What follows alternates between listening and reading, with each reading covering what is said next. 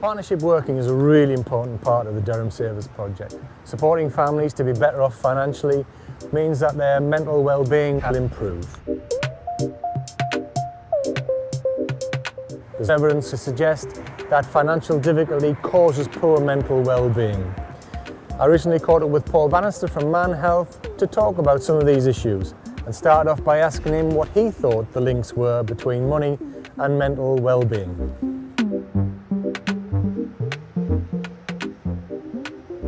From my research, when I did the feasibility study with MANHEALTH, I believed that there was a clear link between the socio-economic situation of the people in our area of Durham and their mental health, and it's proven to be true. The guys that come to our groups have financial issues, so whether it be debt, whether it be gambling, lack of job security, and the shortage of well-paid jobs has a real impact on the mental health and well-being of the men who attend our group.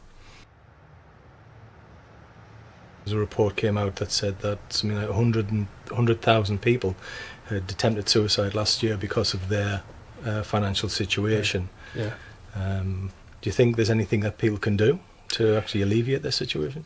Well, I think it's seeking help, isn't it, from agencies like yourself. We're constantly trying to invite people in to speak to the guys within the group about how they can, deal with their financial difficulties or get advice on their debt problems. But it's that stigma, I think, with men of reaching out not only for help with their mental health, but also reaching out for support with, their financial issues. Yeah. is a real stigma for them.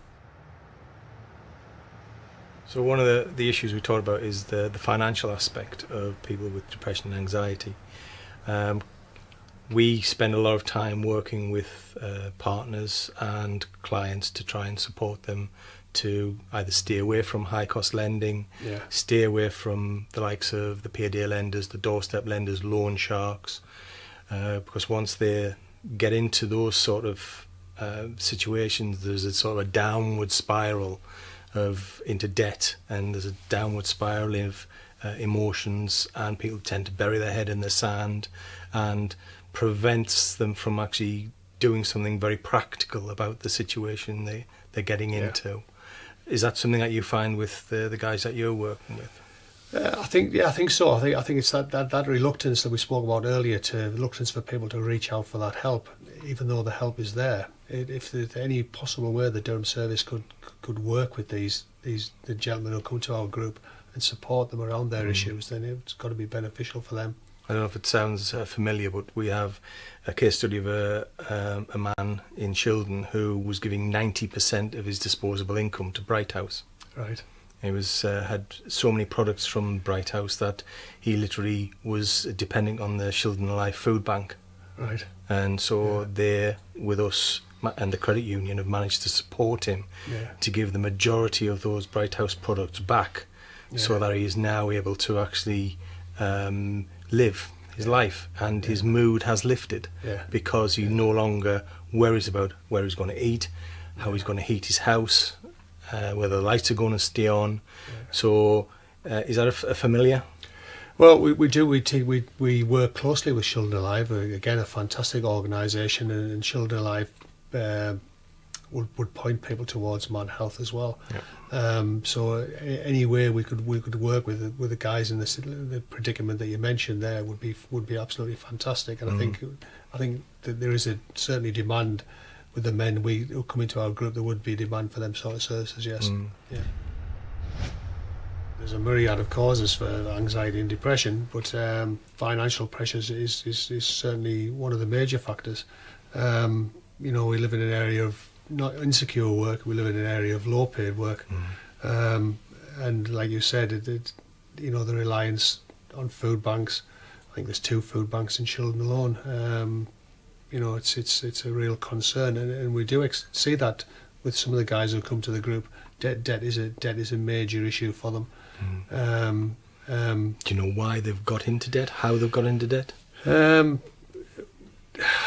I think it's just it's the everyday struggle of trying to pay all the bills, isn't it? On low paid work. I think if there is a circumstance where the go on the sick perhaps, or they lose their job, can quite easily spiral into a situation where they're relying on payday loans or other forms of credit, which can lead them to be really worried about their financial situation.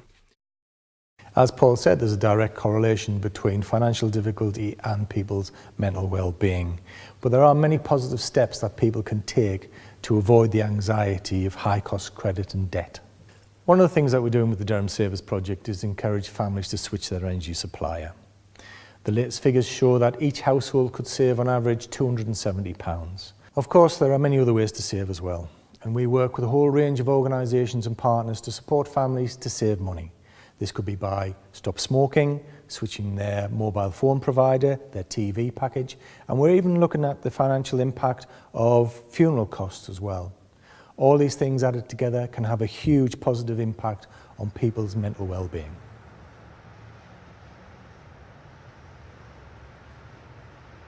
It's very interesting. What we've found is that the opportunity for men just to talk in a non-judgmental environment is having a real effect. And it's almost empowering them to then seek further support, which I've found very, very interesting. The fact that these men who come into our groups have never ever openly spoken to anybody, and yet they sit in the groups, in our groups, and they'll openly sometimes after only the first group will sit and openly talk about their mental health condition and what they think causes it. So it's very, very, very interesting, and that hopefully starts their journey towards recovery, because many of the men have had these mental health issues for many, many years and done nothing about them. So yeah.